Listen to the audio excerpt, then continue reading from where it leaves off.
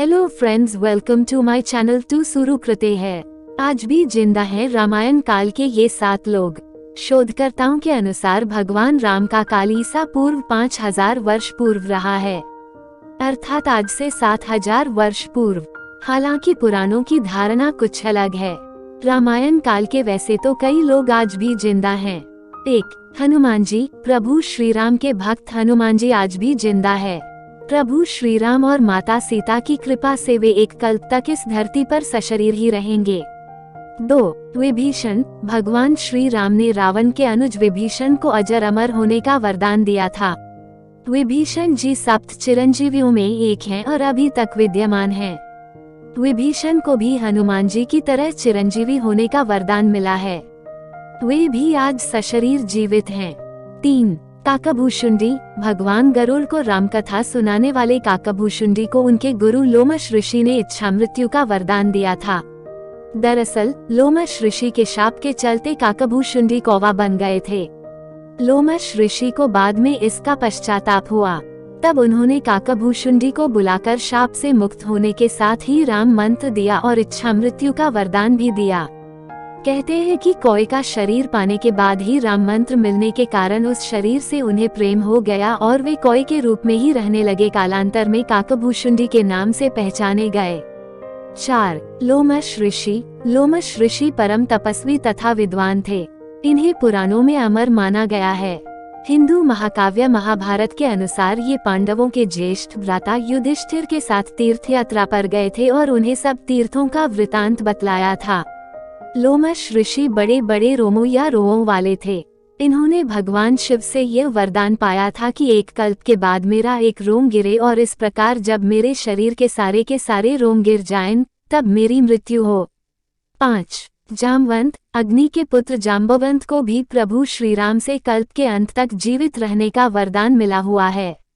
माना जाता है कि देवासुर संग्राम में देवताओं की सहायता के लिए जामवंत का जन्म अग्नि के पुत्र के रूप में हुआ था। उनकी माता एक गंधर्व कन्या थी। सृष्टि के आदि में प्रथम कल्प के सतयुग में जामवंत जी उत्पन्न हुए थे। जामवंत ने अपने सामने ही वामन अवतार को देखा था। वे राजा बलि के काल में भी थे। राजा बलि से 3 पग धरती मांगकर भगवान वामन ने बलि को चिरंजीवी होने का वरदान देकर पाताल लोक का राजा बना दिया था। वामन अवतार के समय जामवंत जी अपनी युवावस्था में थे।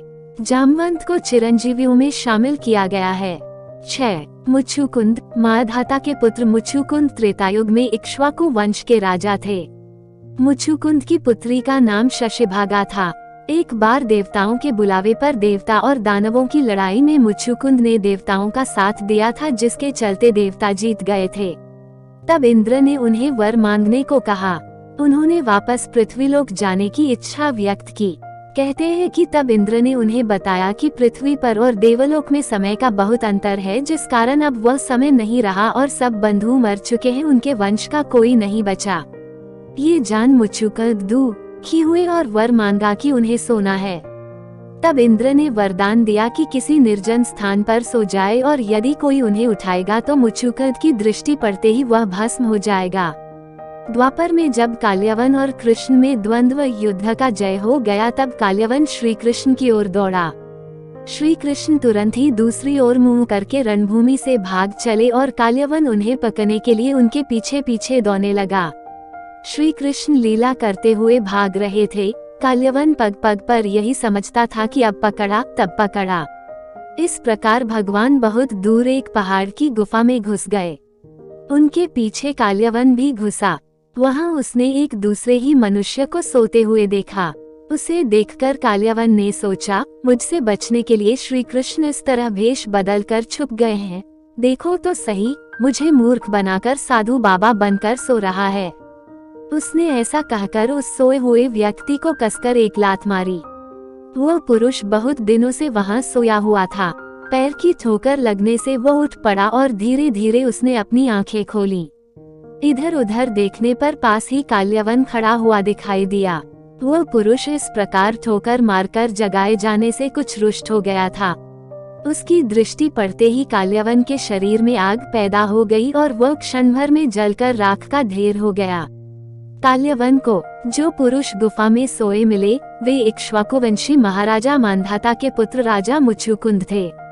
इस तरह काल्यवन का अंत हो गया। कहते हैं कि उसके बाद मुचुकुंद पुनः हो गए और वे आज भी सोए हुए हैं। 7. परशुराम भगवान विष्णु के छठे आवेश अवतार परशुराम आज भी जीवित हैं। त्रेतायुग से द्वापर युग तक परशुराम के लाखों शिष्य थे। महाभारत काल के वीर योद्धाओं भीष्म, द्रोणाचार्य और कर्ण को अस्त्र शस्त्रों की शिक्षा देने वाले गुरु, शस्त्र एवं शास्त्र के धनी ऋषि परशुराम का जीवन संघर्ष और विवादों से भरा रहा है। सतयुग में जब एक बार गणेश जी ने परशुराम को शिव दर्शन से रोक लिया तो रुष्ट परशुराम ने उन पर परशु प्रहार कर दिया, जिससे गणेश का एक दांत नष्ट हो गया और वे एकदंत कहलाए। त्रेतायुग में जनक, दशरथ आदि राजाओं का उन्होंने समुचित सम्मान किया। सीता स्वयंवर में श्री राम का अभिनंदन किया। द्वापर में उन्होंने कौरव सभा में कृष्ण का समर्थन किया और इससे पहले उन्होंने श्री कृष्ण को सुदर्शन चक्र उपलब्ध करवाया था। द्वापर में उन्होंने ही असत्य वाचन करने के दंड स्वरूप कर्ण को सारी विद्या विस्मृत हो जाने का श्राप दिया था। उन्होंने भीष्म, द्रोण व कर्ण को शस्त्र विद्या प्रदान की थी। इस तरह परशुराम के अनेक किस्से हैं। कठिन तप से प्रसन्न हो भगवान विष्णु ने उन्हें कल्प के अंत तक तपस्यारत भूलोक पर रहने का वर दिया। भगवान परशुराम किसी समाज विशेष के आदर्श नहीं है, वे संपूर्ण हिंदू समाज के हैं और वे चिरंजीवी हैं। उन्हें राम के काल में भी देखा गया और कृष्ण के काल में भी। उन्होंने ही भगवान श्री कृष्ण को सुदर्शन चक्र उपलब्ध कराया था। कहते हैं कि वे कलिकाल के अंत में उपस्थित होंगे। ऐसा माना जाता है कि वे कल्प के अंत तक धरती पर ही तपस्यारत रहेंगे। पौराणिक कथा में वर्णित है कि महेंद्रगिरि पर्वत भगवान परशुराम की तप की जगह थी और अंततः वह उसी पर्वत पर कल्पांत तक के लिए तपस्यारत होने के लिए चले गए थे। Please like, share and subscribe करें। धन्यवाद।